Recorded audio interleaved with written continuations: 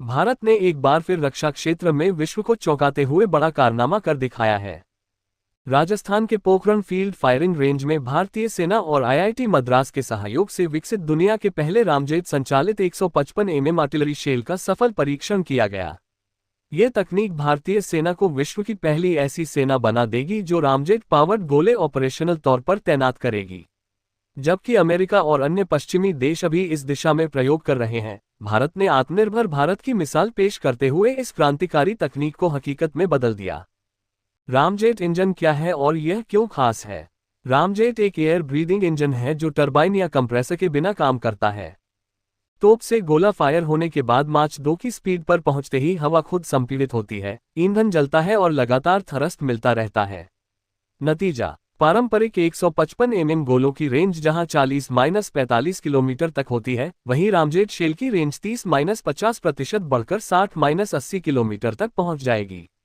कुछ रिपोर्ट्स में तो 80 किलोमीटर से ज्यादा की बात कही जा रही है। इससे गोले की घातकता और सटीकता बरकरार रहेगी, लेकिन दुश्मन की गहराई तक मार करने की क्षमता कई गुना बढ़ जाएगी। ये project army technology board (ATB) के तहत चल रहा है। आईआईटी मद्रास के एरोस्पेस इंजीनियरिंग विभाग के प्रोफेसर P.A. रामकृष्ण और उनकी टीम ने वर्षों की रिसर्च के बाद इस तकनीक को विकसित किया। खास बात यह है कि रामजेट मॉड्यूल को मौजूदा 155 mm गोलों पर रिट्रोफिट किया जा सकता है, यानी नई तोपें खरीदने की जरूरत नहीं।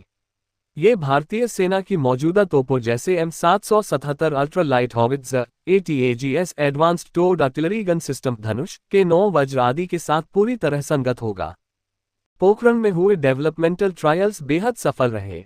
गोले की रेंज, स्टेबिलिटी और कंट्रोल सभी पैरामीटर्स पर उम्मीद से बेहतर परफॉर्मेंस मिली। विशेषज्ञों का मानना है कि यह तकनीक युद्ध क्षेत्र को पूरी तरह बदल देगी।